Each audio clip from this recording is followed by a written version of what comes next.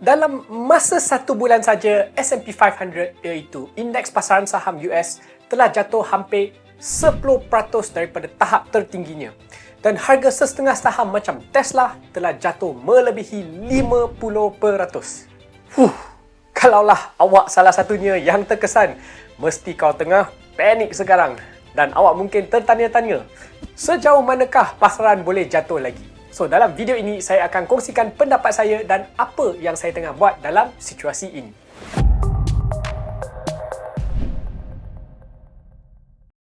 Pada masa video ini direkodkan iaitu 17 Mac 2025, S&P telah pun jatuh hampir 10%. Kejatuhan seperti ini boleh secara rasminya dikategorikan sebagai pembetulan harga pasaran.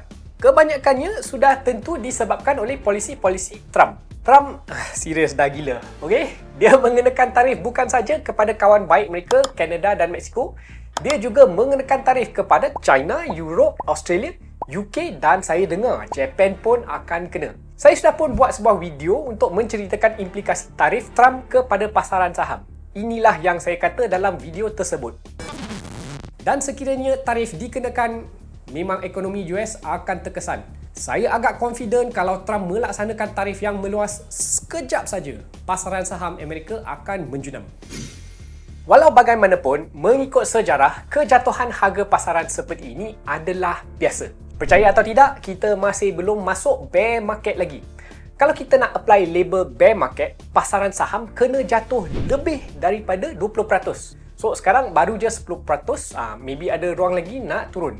Kalau awak tengok jadual ini, awak akan nampak semua kejatuhan saham S&P 500 sejak tahun 1950.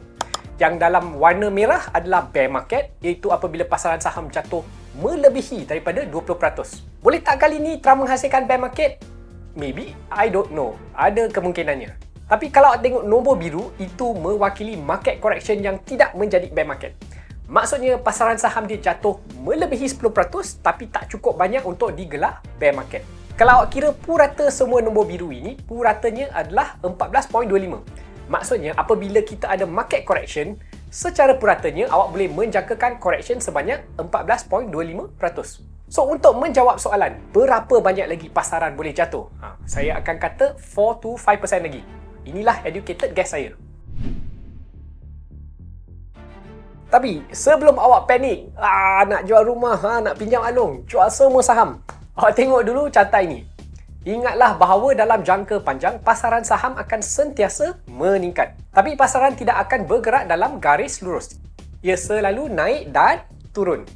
Pergerakan harga pasaran saham sering didorong oleh berita dan emosi jangka pendek yang mungkin tidak menggambarkan nilai sebenar sesebuah syarikat. Sebagai contoh, walaupun harga Google dah jatuh 17%, nilai intrinsik Google masih tidak berubah. Mereka masih mencatatkan keuntungan yang tinggi. Syarikat mereka masih tak ada hutang, management dia masih tip-top. Cuba fikir sebentar, adakah awak akan tukar kepada Bing akibat Donald Trump? Tak betul? Sama juga dengan negara US itu sendiri. Ya, Trump memang gila, tapi Trump hanya boleh jadi presiden untuk 4 tahun lagi. Manakala negara US akan terus wujud jauh selepas Trump meninggal. Selagi awak memegang saham-saham yang berkualiti, harga pasarannya akhirnya akan diselaraskan semula dengan nilai intrinsiknya. Kejayaan atau kegagalan awak sebagai pelabur bergantung kepada keupayaan awak untuk mengabaikan kebimbangan dunia untuk masa yang cukup lama, supaya pelaburan awak sempat berjaya. Ini membawa kita kepada soalan seterusnya. So, apakah yang kita patut buat sekarang? Oleh kerana saya tak tahu apakah yang terbaik untuk awak, saya akan sharing apa yang saya akan buat, okay? This is not investment advice, okay? Inilah apa yang saya sendiri akan buat mengikut kemampuan dan situasi saya. Sila buat keputusan sendiri dan jangan ikut apa yang saya buat bulat-bulat. Bagi saya, terdapat 3 benda yang saya akan buat. Yang pertamanya, jangan panic sell. Saya tahu ramai orang tengah gabrah. Tapi kalau jual sekarang, awak beli tinggi, jual rendah. Macam ni rugilah. Kalau awak tengah rugi dan awak tahu syarikat awak tu adalah syarikat berkualiti, tak apa. Tutup mata, tutup telinga, tengok video Sembang Finance. Mana tahu bulan depan dah okey balik. Yang kedua, saya akan gunakan peluang ini untuk membeli lebih banyak saham pada harga yang lebih murah. Setiap kali pasaran saham mengalami pembetulan, ini adalah peluang untuk menambah lebih banyak saham syarikat-syarikat berkualiti. Tapi kalau beli pun, jangan taruh semua duit awak. saya sendiri akan bahagikan duit saya kepada 4 dan saya akan masuk secara berperingkat. Kira macam ada 4 peluru untuk tembak. So katakan bajet saya untuk suku pertama adalah RM10,000. Saya akan bagikan duit saya kepada RM2,500. Dan setiap kali saya beli, saya akan beli RM2,500 sahaja. Saya akan beli sampai peluru saya habis, lepas tu stop. Suku seterusnya saya tambah lagi bajet. Saya buat macam ni sebab saya tak tahu apa yang akan berlaku kepada pergerakan pasaran. Ramalan saya adalah bahawa harga saham akan jatuh 5% lagi. Tapi sama ada saya betul atau tidak, saya pun tak tahu. Mana tahu lepas ni dia jatuh 20% kan? Lepas ni bulan Mei pun akan datang. Pernah tak dengar? Sell in May and go away. Memang kita tak akan tahu apa yang berlaku. Itulah sebabnya saya tak akan tembak semua peluru saya sekaligus. So, selagi saya ada peluru nak masuk, selagi itulah saya boleh kutip pada harga yang lebih rendah. Sebagai contoh, mari kita lihat carta Google.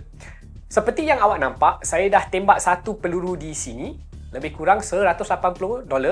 Tapi nampaknya dia jatuh lagi. So, lepas ni tahap apa yang saya akan beli lagi? Kalau awak tukar kepada weekly chart, awak boleh nampak setiap kali saham Google jatuh, dia sentuh salah satu moving average ni.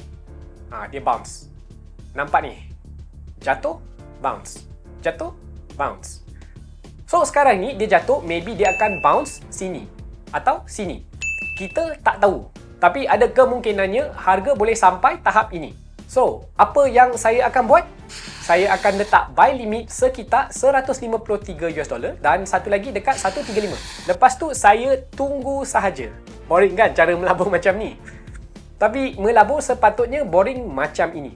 Kalau emosi awak selalu naik turun mengikut keadaan pasaran, maybe awak bukan melabur tapi awak berjudi. Dan yang terakhir, pastikan awak diversify secukupnya. Salah satu masalah dengan Trump adalah unsur ketidakpastiannya. Hari ini dia kawan awak. Esok dia nak kenakan tarif kepada awak. Awak tak akan tahu apa yang dia nak buat. Sektor apa yang dia akan kacau. So, sebaik-baiknya awak mempunyai pegangan saham dalam sektor-sektor yang berbeza supaya tidak akan ada satu sektor yang terkesan secara drastik. Kalau awak tak cukup duit nak beli banyak-banyak saham, saya cadangkan awak beli Broad Market Index Fund. Contohnya, BOO. Atau kalau awak nak versi patuh syariah, HLAL. Beli secara peringkat. Okey, itu sajalah untuk kali ini. Sebelum saya mengakhiri segmen ini, biarlah saya tunjukkan awak sebuah gambar. Time in the market is more important than timing the market. Mengikut gambar ini, sekiranya awak telah membeli S&P 500 pada tahun 2003 dan pegang sehingga 2022, $10,000 akan menjadi $64,844. Kalau awak terlepas pulangan 10 hari yang paling baik dalam 10 tahun itu, pulangan awak akan dikurangkan kepada $29,708. Kalau awak terlepas pulangan 40 hari yang terbaik, awak akan rugi $1,952. Beza antara pulangan sebanyak 548% dan kerugian sebanyak 19.52% adalah 40 hari. Dalam 10 tahun tersebut, kita tidak akan tahu bila 40 hari terbaik akan datang. Kadang-kadang hari terbaik akan datang semasa bear market ataupun semasa kegawatan ekonomi. Tiada siapa akan tahu. Oleh itu, amatlah penting untuk kekal dalam pasaran selama yang boleh untuk memastikan pelaburan awak cukup masa untuk mencapai potensinya. Dan dengan itu, sehingga kita berjumpa lagi. Bye-bye.